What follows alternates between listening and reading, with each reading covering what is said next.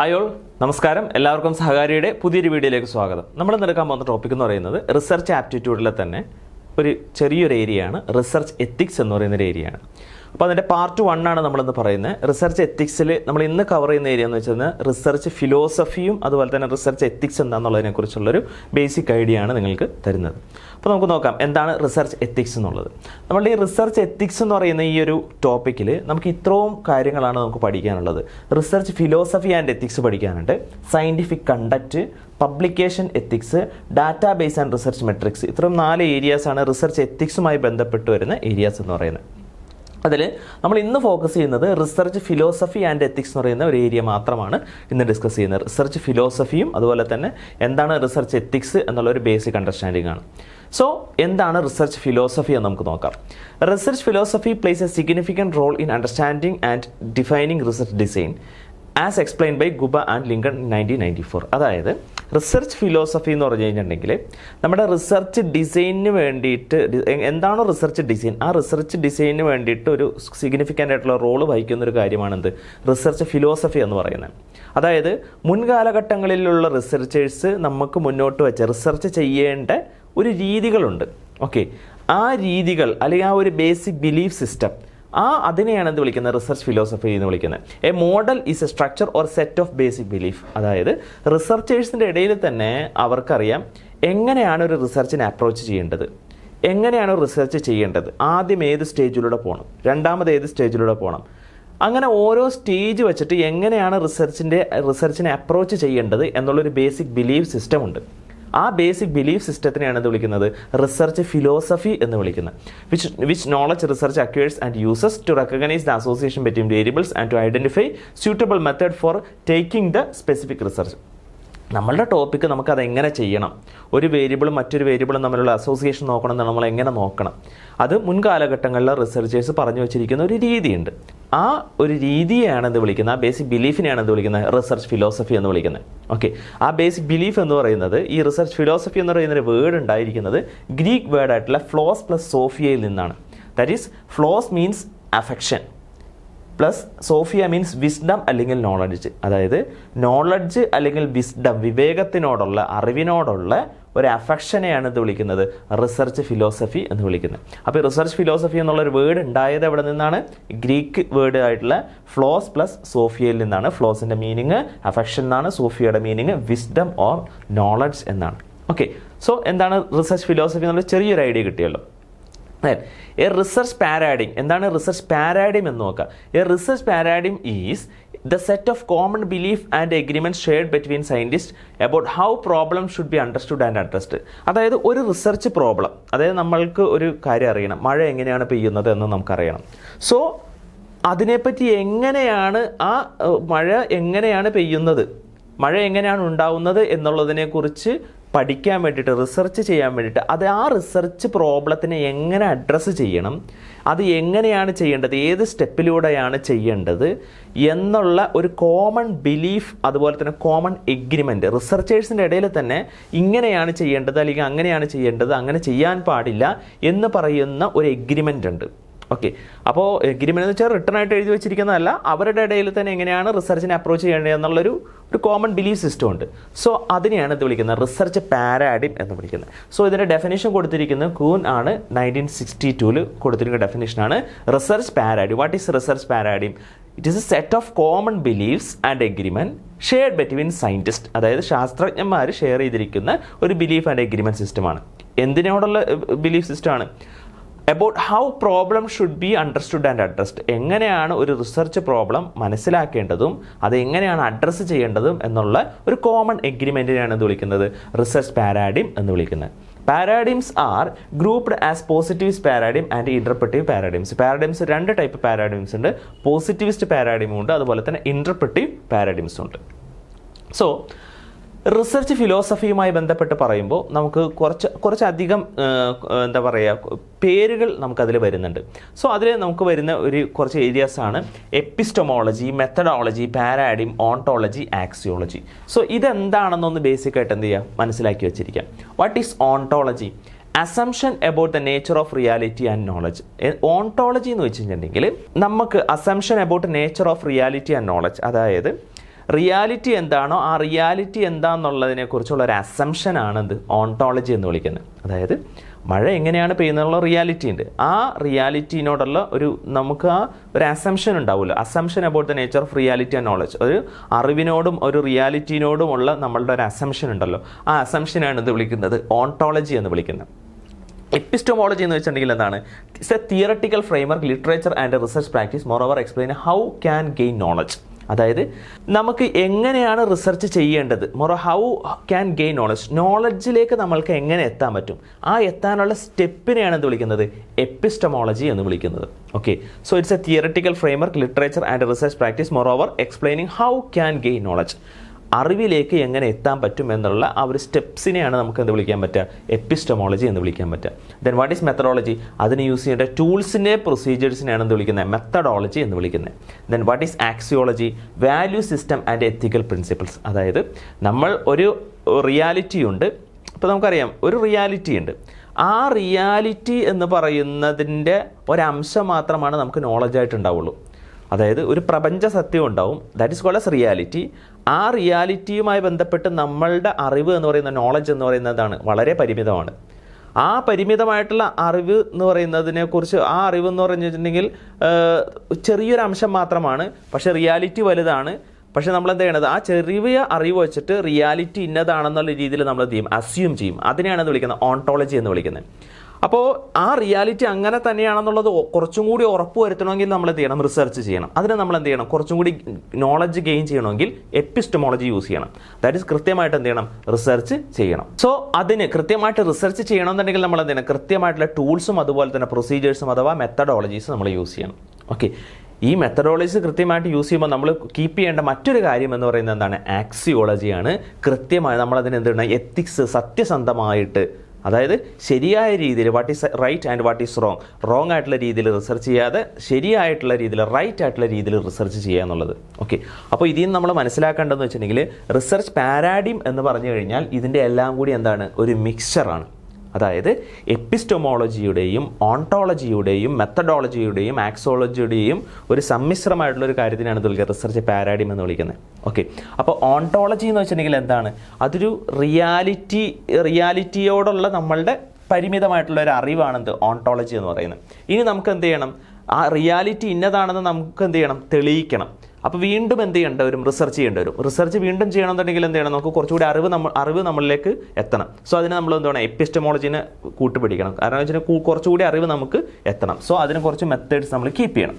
Then അടുത്താണ് methodology. കുറച്ച് tools നമ്മൾ എന്ത് ചെയ്യണം? ടൂൾസും പ്രൊസീജിയേഴ്സും നമ്മൾ കീപ്പ് ചെയ്യണം. എന്നാലാണ് നമുക്ക് ഈ ഓണ്ടോളജി റിയാലിറ്റിയിലേക്ക് എന്ത് ചെയ്യാൻ പറ്റുള്ളൂ? എത്താൻ പറ്റുള്ളൂ. ഇനി അത്രമാത്രം മതിയോ? ഇല്ല.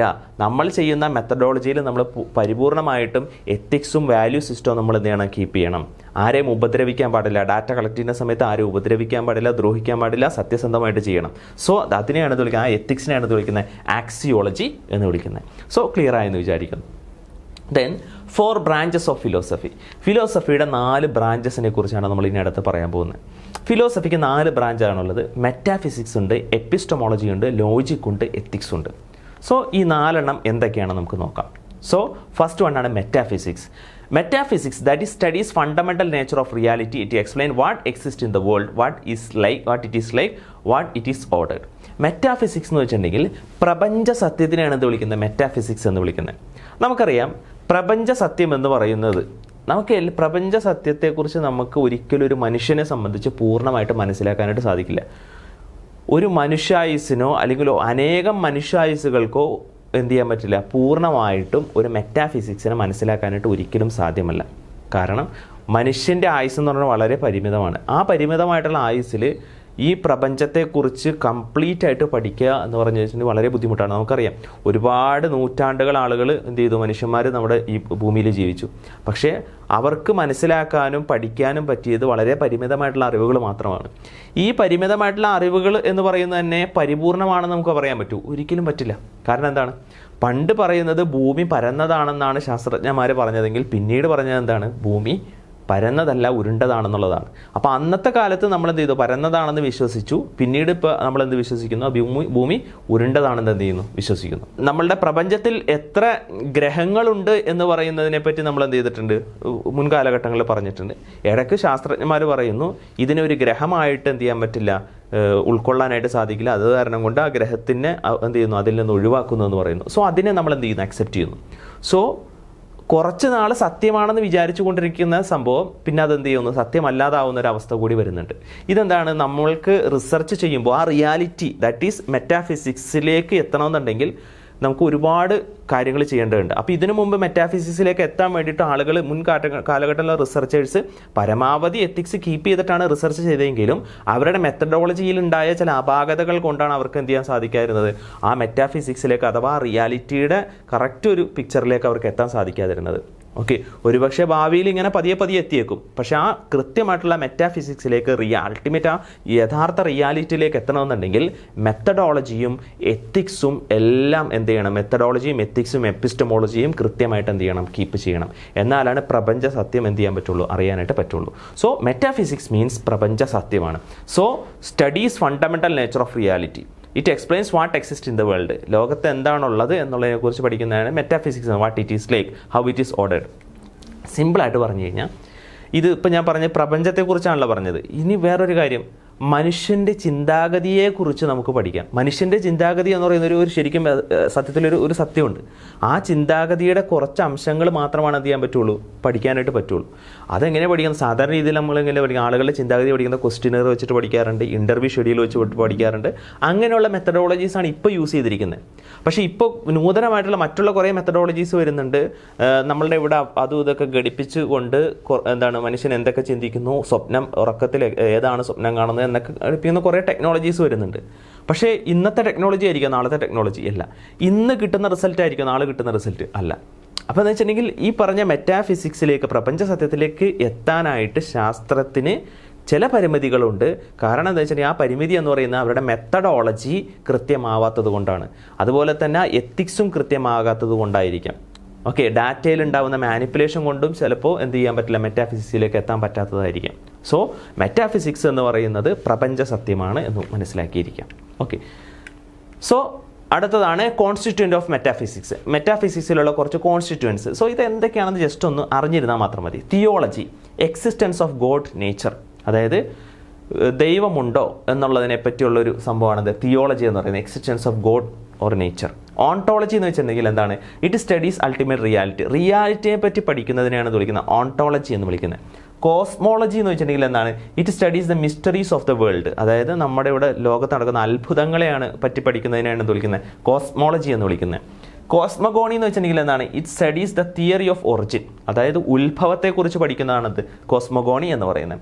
ഫിലോസഫി ഓഫ് സെൽഫ് എന്ന് വെച്ചിട്ടുണ്ടെങ്കിൽ എന്താണ്? Philosophical interpretation of self. Who am I, ഞാൻ ആരാണ്, ഈ പ്രപഞ്ചത്തിൽ എൻ്റെ റോൾ എന്താണെന്നുള്ളതിനെ കുറിച്ച് പഠിക്കുന്നതാണ് ഫിലോസഫി ഓഫ് സെൽഫ്. ദെൻ അടുത്താണ് eschatology, that is life after death, അതായത് മരണാനന്തരം. അപ്പോൾ മരണാനന്തരം എന്താണ് സംഭവിക്കുന്നുള്ളതിനെക്കുറിച്ച് റിസർച്ചേഴ്സ് ഇപ്പോഴും എന്ത് ചെയ്തിട്ടില്ല? അതിൻ്റെ ശരിക്കും യഥാർത്ഥ റിയാലിറ്റിയിലേക്ക് എന്ത് ചെയ്തിട്ടില്ല? എത്തിയിട്ടില്ല. ഓക്കെ, സോ അവിടെ മനസ്സിലാക്കാൻ നമ്മുടെ മെത്തഡോളജിയിലേക്ക് എന്തുണ്ട്? ചില പരിമിതികളുണ്ട്. അപ്പോൾ മെത്തഡോളജി കുറച്ചും കൂടി ഷാർപ്പൻ ചെയ്ത് നല്ല രീതിയിൽ ചെയ്താലാണ് നമുക്ക് എന്ത് ചെയ്യാൻ പറ്റുള്ളൂ? ആ പ്രപഞ്ച സത്യത്തിലേക്ക് എന്ത് ചെയ്യാൻ പറ്റുള്ളൂ? എത്താൻ പറ്റുള്ളൂ എന്ന് മനസ്സിലാക്കിയിരിക്കാം. So second one is epistemology. എന്താണ് epistemology? Epistemology is a study of knowledge. It deals with the origin, nature, scope and methods to acquire knowledge. This term was first used by Frederick Ferrier. There are basically two ways to acquire knowledge and they are rationalism and empiricism. So epistemology എന്ന് വെച്ചിട്ടുണ്ടെങ്കിൽ എന്താണ്? Epistemology എന്ന് വെച്ചിട്ടുണ്ടെങ്കിൽ നമ്മൾ ആ നോളജിലേക്ക് എത്താൻ വേണ്ടിയിട്ടുള്ള ആ ഒരു പ്രോസസ്സിനെയാണ് വിളിക്കുന്നത് എപ്പിസ്റ്റമോളജി എന്ന് വിളിക്കുന്നത്. It is a study of knowledge. Okay, epistemology എന്ന് വെച്ചാൽ നോളജിനെ പഠിക്കാൻ വേണ്ടിയിട്ട് ചെയ്യുന്ന ഒരു പ്രോസസ്സിനെയാണ് വിളിക്കുന്നത് എപ്പിസ്റ്റമോളജി എന്ന് വിളിക്കുന്നത്. It deals with origin, nature, scope and methods to acquire knowledge. അതായത് നമ്മൾ അതിന് വേണ്ടി യൂസ് ചെയ്യുന്ന മെത്തേഡ്സിനെ, നോളജിനെ അക്വയർ ചെയ്യാൻ വേണ്ടി യൂസ് ചെയ്യുന്ന സ്കോപ്പ്, നേച്ചർ, ഒറിജിൻ, മെത്തേഡ്സിനെയാണ് വിളിക്കുന്നത് എപ്പിസ്റ്റമോളജി എന്ന് വിളിക്കുന്നത്. This term was first used by Frederick Ferrier. ഇത് ആദ്യം ഇൻട്രൊഡ്യൂസ് ചെയ്ത് വേർഡ് യൂസ് ചെയ്തത് ഫ്രെഡറിക് ഫെറിയർ ആണ്.